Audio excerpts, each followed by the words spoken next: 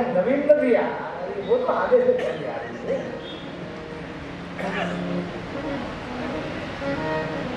क्या भी आवाज आयो, हे ब्रह्मा तुम इतना झूठ बोलते हो, ये झूठ बोलते हो।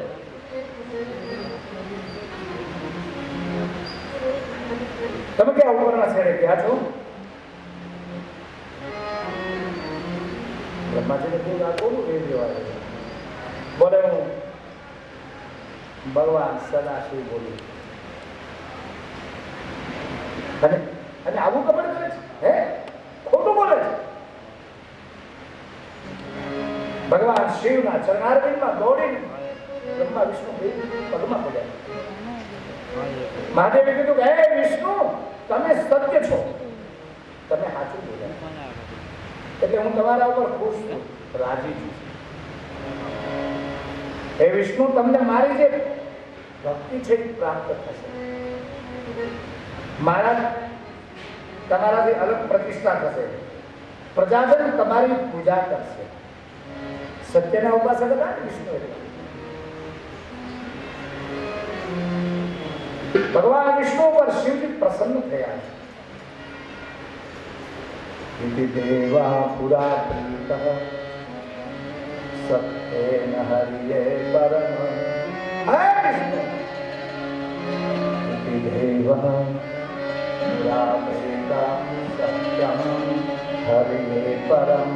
હે વિષ્ણુ તમે સત્ય છો, તમને મારા દેવી સમાનતા મળશે.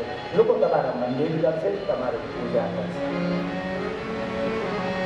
અને પછી લાલ કરીને બ્રહ્માની સામે જોયું છે.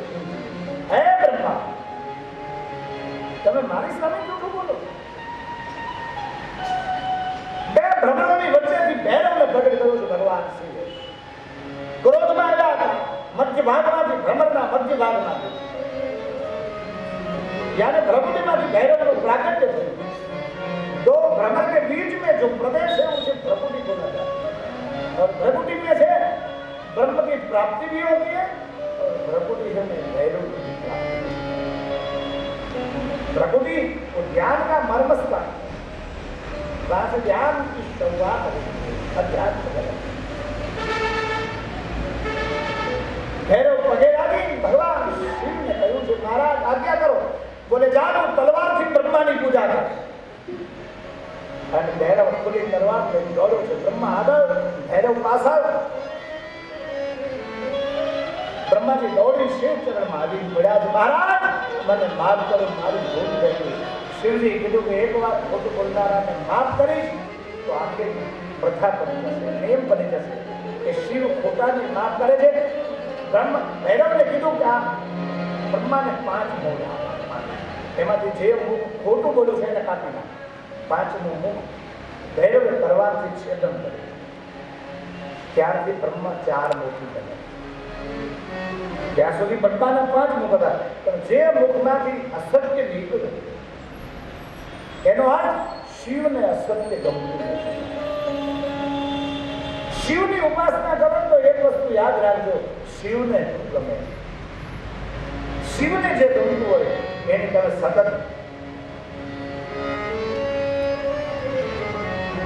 ઉપાસના કરો તો એના નિયમોનું પાલન.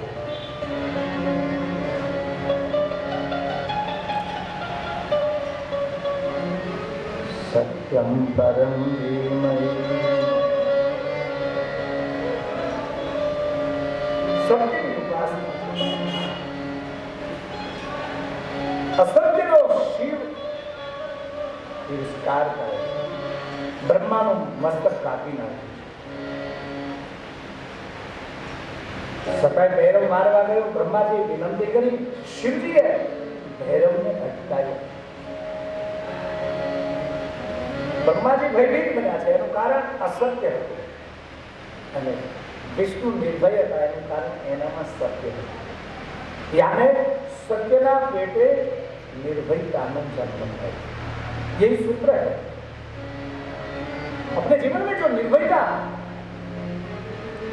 प्राप्त कभी होती है जब हम सत्य का आचरण करते हैं. जब तक हमारे जीवन में सत्य नहीं आता हम निर्भय नहीं कर सकते.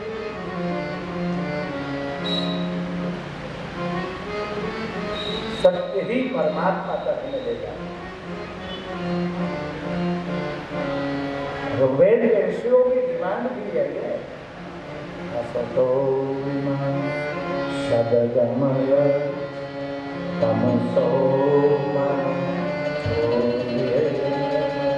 सत्य ज परमात्मा સુધી લઈ જાય છે બાપ। સત્યનું આચરણ કરજો, સત્ય શિવજીને ગમે।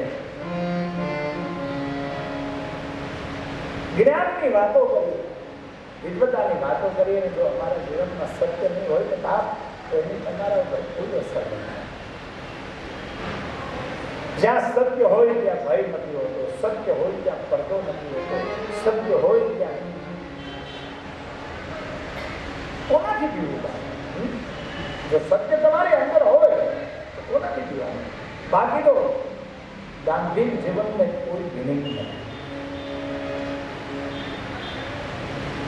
એક વાર એક ગામમાં એક કથાકાર, મને એક દ્રષ્ટાંત યાદ આવ્યું હતું એટલે આપને કહું।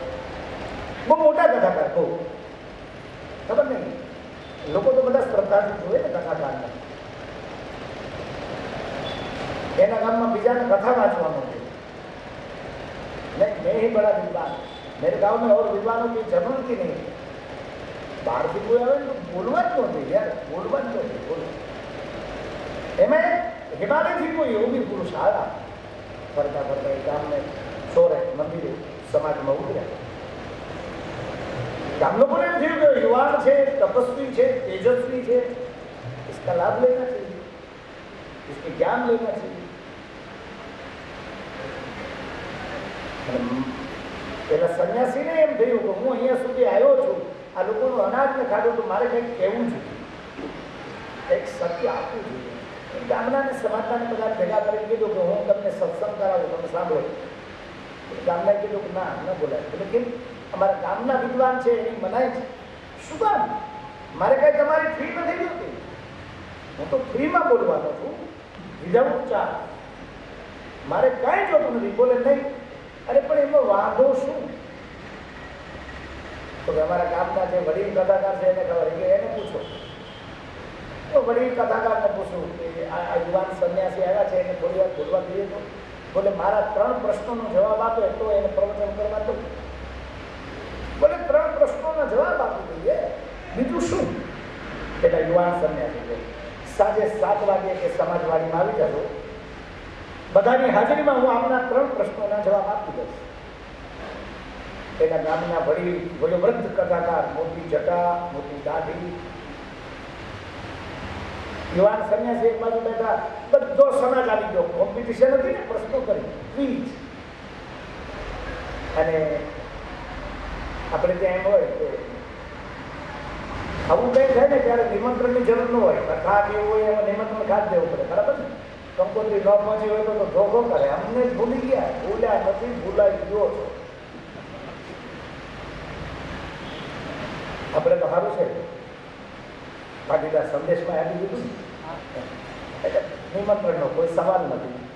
અને આ પ્રમુખ ને ઉપપ્રમુખ ને બધા સરળ છે, બધા 2 દિવસમાં જોયું લગાડા ગયું, આપણને એમ લાગે કે આનંદસરમાં બેઠા છે।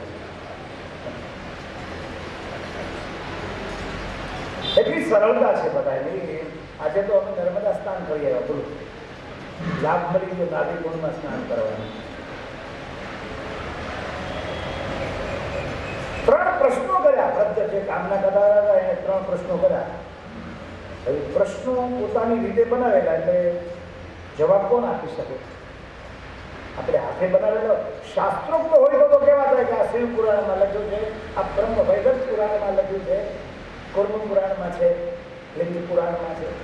પુરાણવાળી વાત હોય તો આપણને પ્રૂફ વાળી વાત કહેવાય, પણ હવે ગોઠણેથી ઘડેલું હોય હાથી, આવું બહુ હાલે છે, આવું ભૂલ। એકવાર અમે ભાગવત કરતા હતા ને તો એક ભાઈ મને પ્રશ્ન કર્યો, ચિઠ્ઠી લખી કે ગાયને ઉપલા દાંત કેમ ન હોય મહારાજ? તો મેં કીધું મને એ ખબર નથી, મેં તારે ગાયને મોઢામાં હાથ નથી નાખ્યો, શું દાંત હોય હે? નો। હવે ગાયના મોઢામાં દાંત હોય કે ન હોય મને ખબર નથી યાર, મેં કોઈ દિવસ એવો તપાસ નથી કર્યો। એ કે તમને ખબર છે? મેં કીધું ના, મને ભાગવતજી મહારાજ અરે મેં કીધું મેં આખું વાંચી નાખ્યું, મેં કે આવું આ ક્યારે દાંત શું કામ નથી ખબર છે? મેં કીધું નહીં. કે એકવાર ભગવાન કૃષ્ણ વૃંદાવનમાં ગાયો સરાવીને પાછા આવતા હતા ગામમાં, અને છતાંય ગાયે દિવાલ ઉપર સાજુ હોય એમાં મોઢું નાખ્યું. સાજુ એટલે શું ખબર છે? ગારાની માટીની કાચી દિવાલ હોય ને એ ધોવાઈ ન જાય એટલે ઝાડના અને બાજરાના રાડા નાખી અને ઉપર માટી નાખી હોય એને સાજુ દીધું છે. સાજુ એટલે વરસાદ પડે ત્યારે ધોવાઈ જાય. એટલે ગાયે પાછા શરીર આવતી હતી, ધરવીને આવતા હતા, છતાંય સાજામાં મોઢું નાખ્યું. એટલે કૃષ્ણને ક્રોધ આવ્યો કે હું તને આટલું કૂણું કૂણું ઘાસ ખવડાવીને આપ્યું, છતાંય તું સાજા મોઢું નાખે. એમ કરીને આમ ભીકો માર્યો. ભીકો લાગ્યો એટલે ઉપલા દાંત પડી ગયા. હવે તો વિચાર કરો, કૃષ્ણ કોઈ ગાયો ભીકા મારે કરો? બોલો, આવું ગોઠવી દે લોકો, આવું ગોઠવી. હવે ક્યાંય ભાગવતમાં આપણી કલ્પનામાં ન હોય. પોતે ઓળખ બેઠા બેઠા ગીતામાં ભગવાને કીધું, પણ ત્યાં ગીતાનું પૂછવું જોયું નથી યાર, ગીતાની વાતો બંધ કર.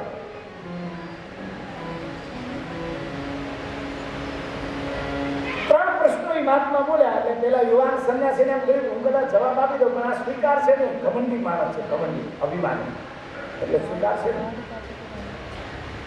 તાને. અને પાઠ ભણાવવો જોશે મારે પાઠ. એટલે બધા વચ્ચે ઉભા થઈને પગે લાગ્યા. એટલે મહાત્માજી આપના જવાબ હું નહીં આપી શકું, આ સમર્થ છે. એટલે બધા સમાજ હતો એને તાળીઓ પાડી કે આપણા મહાત્મા જીતી ગયા, આપણા મહાત્મા જીતી ગયા. કોમ્પિટિશનમાં તો હાર જીત જ હોય ને. મહાત્મા વચ્ચે રહ્યા ગયા, ઓડિયન્સમાં, શ્રોતાઓ બધા કીધું તમે તારો ઉપર બેઠો બોલે નહીં, હવે હું હારી ગયો, પરાજિત થયો, હવે મારાથી ઉપર ના બેસાય. પેલા જે વડીલ પ્રયોવ્રત હતા એને એમ થયું કે આટલા બધા ભેગા થયા તો લાવને થોડી વાર હું પ્રવચન કરું, હું ઉતારું, હું બોલી નાખું. 5-10 મિનિટ વીતી એટલે પેલો યુવાન સંન્યાસી વચ્ચેથી ઉભો થઈને પાછો આવ્યો, આવી પગે લાગ્યો વૃદ્ધ કથાકારને. એટલે ગામના બધા જોઈ રહ્યા સમાજના કે આ શું ફરી કેમ ઉભા થયા? પગે લાગીને બાજુમાં ઉભા રહ્યા. બધા ઓડિયન્સ જોતા હતા શું કરે છે. પંખાના હિસાબે દાઢીનો વાળ આમ જુદો અલગ ઉઠતો હતો, અલગ. એ આમ પકડીને અંદર આમ ખેંચી લીધો. પેલા યુવાને વૃદ્ધ કથાકારનો એક વાળ ખેંચી લીધો છે ને. એ વૃદ્ધ કથાકારને વાંચ્યો, મારી નથી વાત. એ વાળ ખેંચી લીધો, પછી આમ આંગળીમાં લીધો. બધાનું ધ્યાન એના ઉપર. આ શું કરે છે? વાળ બરાબર કરી ખીચામાં નાખી બધાની વચ્ચે બેસી ગયા. એટલે બધા આજુબાજુમાં કુતૂહલથી પૂછવા લાગ્યા, આ શું? આ તમે શું કર્યું? બોલે ન કહેવાય. અરે પણ બોલે बताइए ना ये क्या, आप क्या कर रहे हैं? बोले नहीं बताऊंगा, नहीं बताऊंगा. આજે ના પાડતા એટલે આમ લોકોનું કુતૂહલ વધતું ગયું. પછી મહારાજના પ્રવચનમાં ધ્યાન મળ્યું, બધા એને પૂછવા લાગ્યા શું શું શું. યુવાન સંન્યાસીએ જોયું કે બધા જ મારા તરફ જોવે છે અને બધાનું ધ્યાન પ્રવચનમાં નથી, મારામાં છે. એવું જ્યારે જોઈ લીધું ત્યારે એમ કીધું, જો આ વાત હું કાશીમાં ભણતો ત્યારે મારા ગુરુજીએ કીધું કે આવી વ્યક્તિ મળે, આવા પ્રશ્નો કરે, એ આ દુનિયાનો શ્રેષ્ઠ વિદ્વાન. હે, અમારા ગામમાં આવી વ્યક્તિ બોલે, હા આની દાઢીનો વાળ પાકીટમાં નાખો તો પૈસા ને ખોટે, અને કોઠીમાં નાખો તો દાણા ન ખોટે. હે, આવું બધું બોલે. હા, અરે તો અમે જ રહી ગયા, અમે કામ ના ઉઠ્યા મહારાજના. પછી તો અહીંથી ખોટ્યા, અહીંથી લીધા ભાઈ બધા. મહારાજ ઘણી ના પાડે, મને રહેવા દો. બોલે પણ આ ખબર જ નહીં, પાકીટમાં નાખવા. અસત્ય લાંબુ ટકે નહીં. હસાવવા માટે નથી કહેતો, સત્યમ પરમ ધીમહિ. વિષ્ણુ ભગવાન સત્ય હતા એટલે એને શિવજીનો આદર મળ્યો. બ્રહ્માજીને સજા મળી.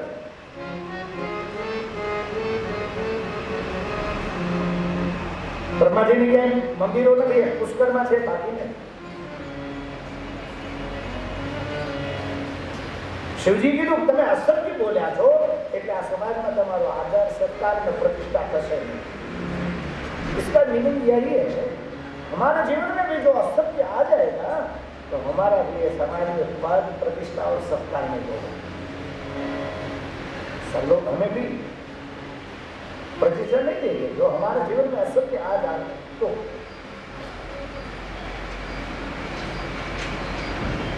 અને ભગવાન શિવે પહેલા કેવડાની સામે જોયું. કેવડાનું ફૂલ એને મળે છે ને, કેવડાને કીધું કે તે આને અસત્યમાં સપોર્ટ કર્યો ને, સાથ આપ્યો ને, જ્યાં હવેથી મારી પૂજામાં હું કેવડાનો ઉપયોગ નહીં કરું.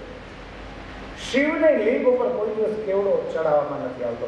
પછી તો બહુ કરી પ્રાર્થના કરી, સ્તુતિ કરી, ત્યારે શિવજી કીધું ઉપર ઠીકાશે, બાકી હું તારો સ્પર્શ તો નહીં જ કરું, કારણ કે તું મારી સાથે અસત્ય બોલ્યો. એક આટલા અસત્યને શિવ ન સ્વીકારે બાપ, તો આપણે શિવ સુધી પહોંચવું હોય તો જીવનને સત્ય બનાવવું છે.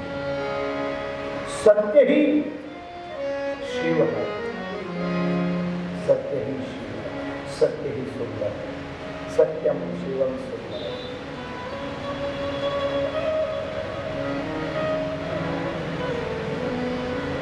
ભગવાન શિવજીએ જે જગ્યાએ પોતાનું શિવલિંગ